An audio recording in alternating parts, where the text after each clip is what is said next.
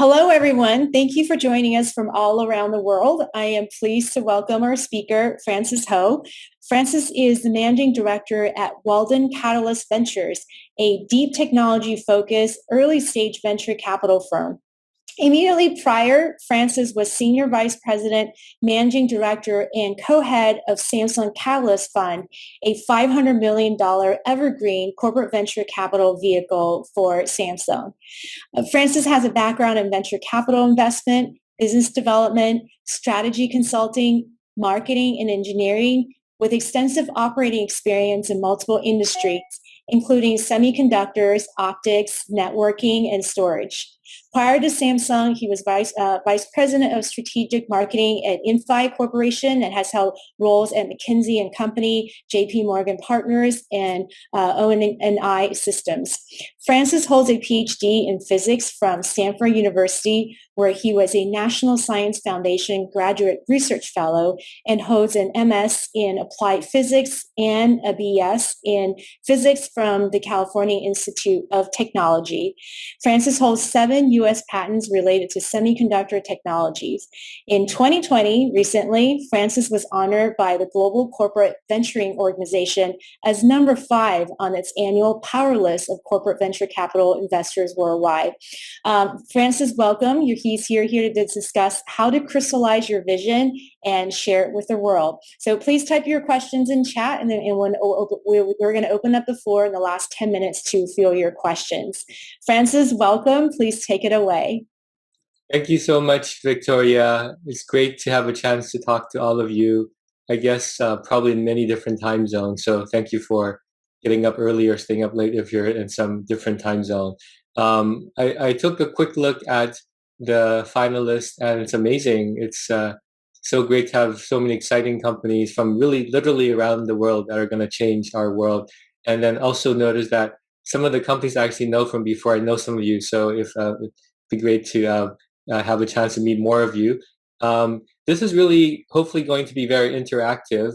I'd love to share some of my ideas. I think there's many things that you guys will teach me, so maybe it can be an interactive discussion. I'll kick it off with some ideas. I have some slides prepared, and look forward to that. So let me share my screen.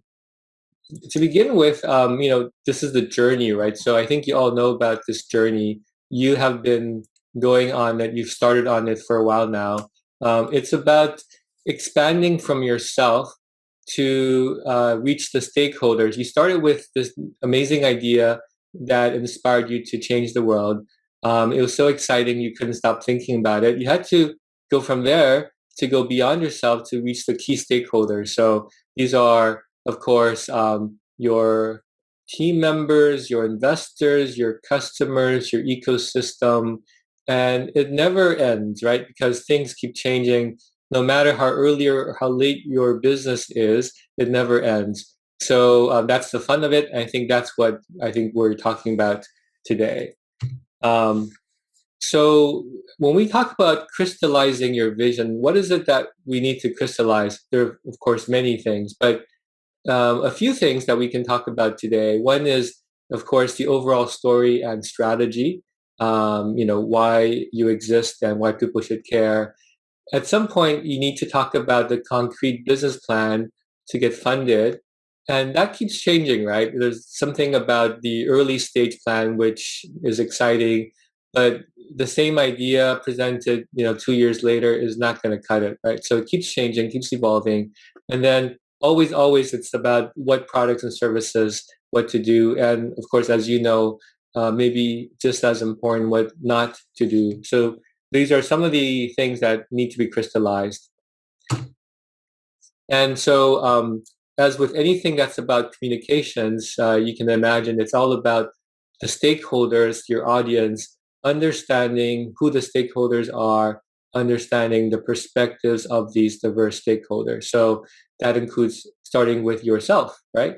And your team, your founding team, your management team. It includes your investors. That keeps evolving. And the investors will have different motivations depending on when they come in.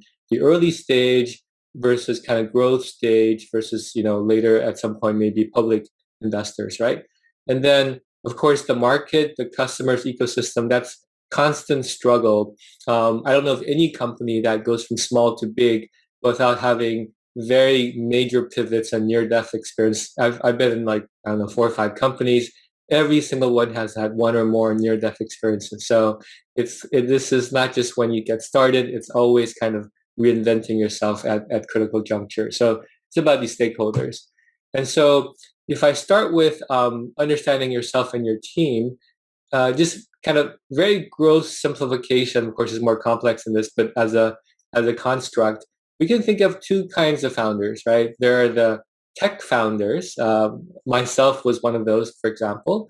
These are very techies, engineering centric folks. They look around the world, they see something they can, improve. They want to do something and change and invent something. So you got a great invention, a great new, amazing invention. They're searching for a way to use it, and you're convinced it's going to benefit the world, and you have to articulate why. Why is it important? Why is it that it's going to be helpful? And the second kind of founder on the kind of the opposite extreme is sort of the market need founder, for want of a better word. So this is the type of person who maybe is not a techie, but is very sensitive to what people's needs are, what is wrong with the world. They maybe have a very global view of things. So they see some kind of urgent problem and want to find the right solution to that. And it turns out that, both of these have strengths and weaknesses, and the weaknesses lead to different blind spots and challenges. We'll talk more about that. So talking about blind spots and challenges, on the tech founder side, the blind spot is the invention is so cool, right? It's like amazing. So you fall in love with the invention, and you maybe obsess a little bit too much about the what and how, and maybe not enough about the why. Like, why do customers need this? And this is always a challenge, by the way. Obviously, in the beginning of your company, but even later on, I can guarantee you, I've seen it everywhere. Because the market keeps changing, sometimes you lean too much on your strength. So the example that comes to mind is recently we've been seeing a lot of AI accelerator chips, right? So these are different AI workloads have to run, whether in the cloud, on the edge, and you want to make it run faster with lower power, higher performance. So this accelerator chip that runs AI is a very popular company to start these days. And so what you see is that they have some very cool idea to make things better, faster, but very commonly, they don't really think about the total solution. And really, this is like everything that matters you should think about, because for you to get into the market, for customers to use you instead of their trusted current solution, which may be not as good, but why should they change? And there's many, many reasons why they don't want to change. So in this for this kind of founder, the difficult part often is to understand enough about what customers really care about, who are very different people from yourself, and figure out what it is that can help them. So in the AI accelerator case, it's probably things like the software stack, the workflow, the ecosystem support, the vertical specialization, and so on. But of course, this example applies to many, many sectors, whether you're ag tech or transportation or whatever, right? The second type of founder, the market need founder, has a completely different set of strengths and weaknesses. So the weakness, the blind spot could be this person sees very clearly what's wrong, right? They have a very keen sense for what's missing in the big picture or some big hole somewhere, and they want to fix it. And they're good at explaining what's wrong, but often not enough details on how to achieve this incredible user experience.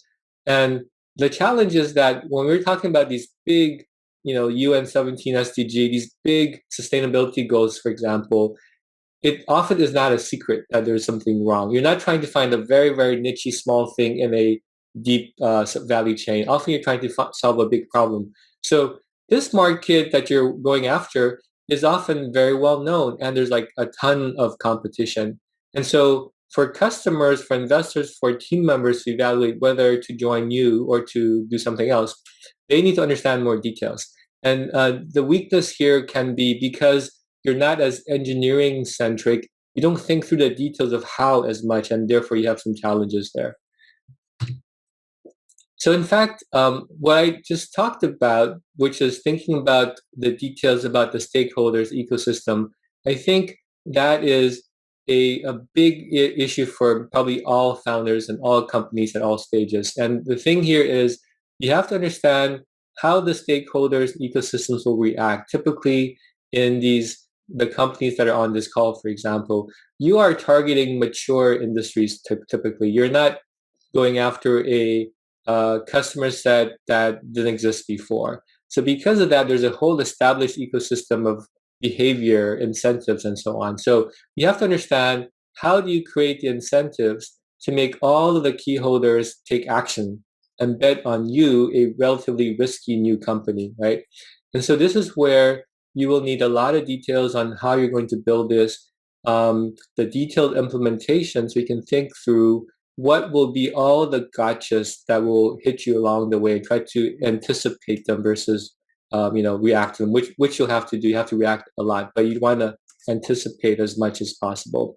And I think this is the key to the successful companies that can continue to kind of improve themselves and build a very strongly differentiated product and service. The example I want to give is maybe take healthcare. So healthcare is maybe one of the extreme examples of very large vertical, trillions of dollars. It is extremely mature. Healthcare has been around as long as mankind has been around.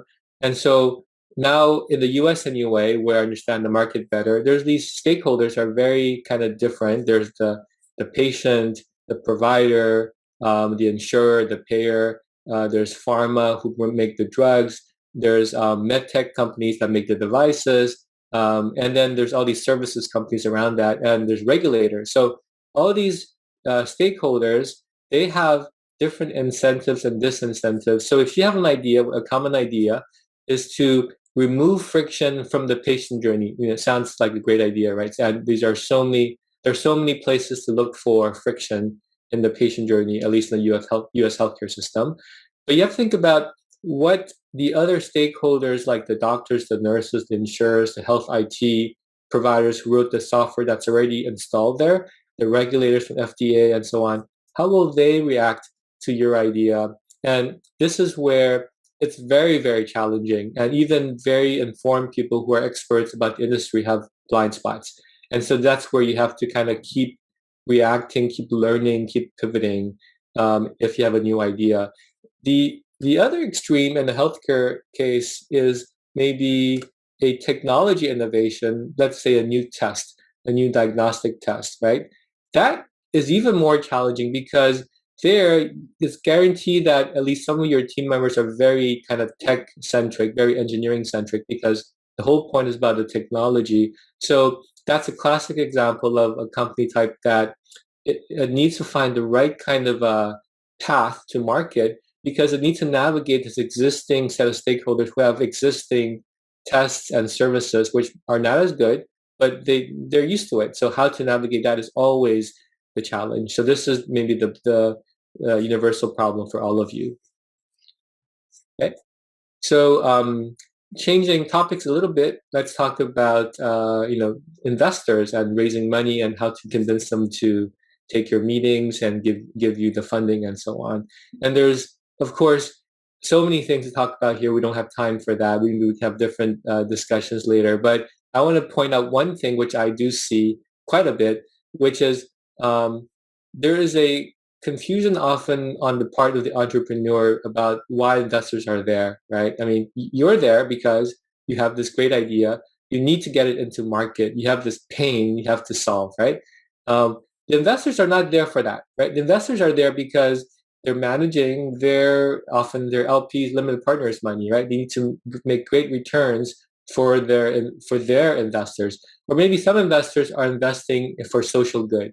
So they have some kind of desire to take their limited resources and make the maximum amount of change, whether it's profit or benefit to society. So that's how they're trying to optimize that. So the question for the investor is, why should they place place one of their bets in your startup versus all the other ideas that are possible? Why is this one the best place, and not just for solving this startup's market problems, but the best idea out of everything else that's out there? So don't confuse that. So if you want to get the investor excited, you start with how great this is for that specific pain point, why that's important, and so on. But you have to end up with, hey, this is a winning solution and startup, whether it's a concept or much more mature business. This is a winning business that you need to invest in because you will make a great return and make a great impact. And sometimes I get into almost like debates with the founders about, hey, don't you see why this is so much better than the existing solution? And in the end, it doesn't matter for the investor. So this is something that I sort of thought I wanted to highlight here. Okay, and I think just to sum up, many different things to talk about, but maybe the key commonality is thinking about the perspectives of all the key stakeholders. They're very different. They evolve all the time as you get into the market, as you have growth in different stages. Of course, as you know, the key is get feedback from experienced advisors you trust, from great investors, and especially the customers and the market and the ecosystem. And the challenge is to keep seeking out the toughest but yet constructive, not just tough, but also constructive criticism, and keep refining and keep your ego out of this. So those are some ideas. Would love to have a discussion with you guys. Great. Thank you for sharing your thoughts, Francis. So let's open up the floor to questions. If you want to type your questions in chat, or just raise your hand and we're going to fill your questions. How about this, Francis? Talk a little bit about your focus of your new fund, and what are some of the type of companies that you're looking for right now? Yeah, thank you. It's always great to talk about what we're excited about. So, as you mentioned in the beginning, Walden Catalyst Ventures is a deep tech fund. We're a global fund. So we have actively invested in offices in North America, in Europe, and in Israel, and always looking at ideas outside those regions also. We typically invest in early stage. And what that means for us is sort of like when the idea is being fleshed out to some detail enough so that you're about to create a product or service and about to engage with customers. And if you go beyond that, that's also interesting for us. We have kind of different criteria. We can also go very late in some stages, in some cases. Our sectors are basically deep tech focused. And what we mean by that, one way to think about that is things that are hard to copy. So a nice deep tech company is, if you announce to the world, I'm going to solve this problem, and let's say you say something about your solution, like good luck to the next guy who tries to copy you without lots of preparation. Deep tech is kind of, one definition could be the way to do it is quite difficult, or maybe it needs a lot of preparation, or lots of something that requires years and years of work in advance. And so we'd like to come in at the right time to help accelerate that. Now, deep tech ends up for us these days, of course, very much about data. So we also explicitly look at data as an accelerator. And that's nice because it lets you go across different verticals. So we look for verticals where data is making a big impact, and it can be the AI kind of data, but it's not just about hype and AI. It's about something in the nature of the business that's changing, and data is kind of driving that. And if so, we want to invest either in the infrastructure that delivers the data, or maybe the end services that are kind of starting to grow and getting the incumbents very scared, and those kind of companies. So we want to invest in those kind of companies. So we end up investing in everything from, let's say, quantum computing to AI chips, as I discussed, to cloud and different middleware, DevOps, MLOps kind of software, to the end services market, such as healthcare,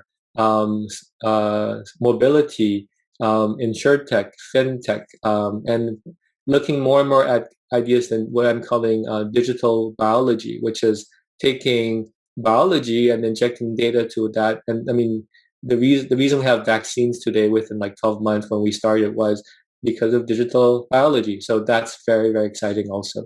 Those are some of the main areas. Great. And I do have a question in chat. Would you recommend creating different pitch decks for different stakeholders? Absolutely. Yes.